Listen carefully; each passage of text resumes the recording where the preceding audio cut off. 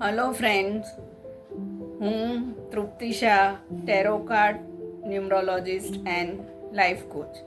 આજે આપણે 7મા દિવસનું માતાજીનું સ્વરૂપ જોઈએ. નવદુર્ગા પૈકીનું 7મું સ્વરૂપમાં કાલરાત્રિ છે. 9 દુર્ગામાં સૌથી સ્વભાવે જો કોઈ રૌદ્ર હોય તો એ આ માં કાલરાત્રિ છે. માં કાલરાત્રિનું રૂપ પણ અત્યંત ભયાનક છે.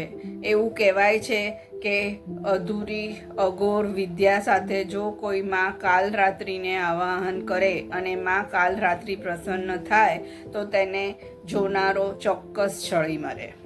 માં કાલરાત્રિની એક ખાસ વાત નોંધવા જેવી છે.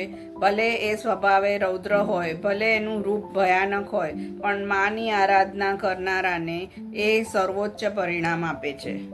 માં કાલરાત્રિનો સહસ્ત્ર ચક્રમાં વાસ હોય છે, જે બ્રહ્માંડની સમગ્ર અક્કળ સિદ્ધિઓ સાથે વ્યક્તિની ઓળખ કરાવવાનું કામ કરે છે. સ્વાભાવિક રીતે તેમનું આ તમામ સ્વરૂપ જે કાલરાત્રિ પડ્યું છે, તો એ નામ કઈ રીતે પડ્યું છે? કાલરાત્રિનું રૂપ કાળ મીંડ આકાશ જેવું ઘેરા શ્યામ રંગનું છે. તેમના હાથમાં ખપ્પર હોય છે, જેમાંથી સતત રક્ત વહેતું હોય છે. શાસ્ત્રોમાં જ્યાં પણ માં કાલરાત્રિનો ઉલ્લેખ થયો છે, ત્યાં સ્પષ્ટ કહેવામાં આવ્યું છે કે માં કાલરાત્રિ ભયાનક રૂપ સાથે જ કોઈની પણ સમક્ષ આવે છે. માં પાર્વતીને સૌથી ભયાનક રૂપ જો કોઈ હોય તો એ આ માં કાલરાત્રિ છે. શુંભા અને નિશુંભા રાક્ષસના વધ માટે માં પાર્વતીએ કાલરાત્રિનું રૂપ લીધું હતું. શુંભા અને નિશુંભાને 2, 4 કે 8, 10 નહીં, પણ 101 વરદાન હતા. એના આશરે એ લોકો દર વખતે બચી જતા હતા. મળેલા એ વરદાનમાં એક વરદાન એ હતું કે તેમના એક રક્તબિંદુમાંથી તેમનો જન્મ થતો રહેશે. આ જ કારણ હતું માં કાલરાત્રિએ બંને દાનવોના વધ પછી એ રાક્ષસોના શરીરના લોહીનું એક પણ ટીપું જમીન પર પડે નહીં, એ માટે સીધું જ પોતાના મુખમાં લીધું હતું. માં કાલરાત્રિ શું આપે છે?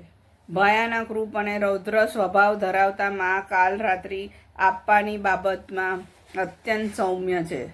સાધક પર આવેલી દરેક અકળ વકળ આપત્તિ લેવાની ક્ષમતા માં કાલરાત્રિમાં છે.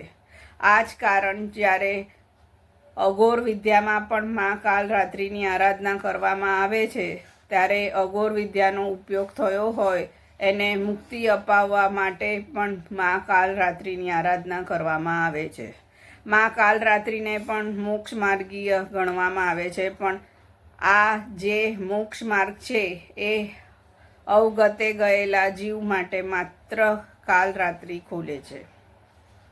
અસુરી શક્તિ અને અરાજકતાથી બચનારી માં કાલરાત્રિ ભયનાશક પણ છે. જો વ્યક્તિ કોઈ પણ બાબતથી ડરતું હોય તો તેને માં કાલરાત્રિના જાપ કરવા જોઈએ.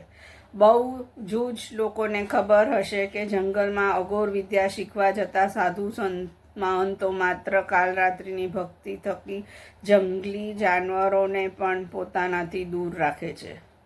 માં કાલરાત્રિ અગ્નિ, જળ, જંતુ, શત્રુ, અંધકાર પર રાજ કરે છે, એટલે તેમની ભક્તિ કરનારા પણ આ તમામ બાબતો પર થાય છે. તો આજે આ 7મા દિવસનું માતાજીનું સ્વરૂપ જોયું. તો એમની આરાધના માટે તમે માં શિવ કાલરાત્રિનું મહામંત્ર જપો. એનો મંત્ર છે ઓમ કાલરાત્રે નમઃ. સૌથી સરળ અને સર્વોત્તમ મંત્ર છે. તો ચલો, આજે આપણે આ રૂપ જોયું, કાલે આપણે માતાજીનું બીજું રૂપ જોઈશું.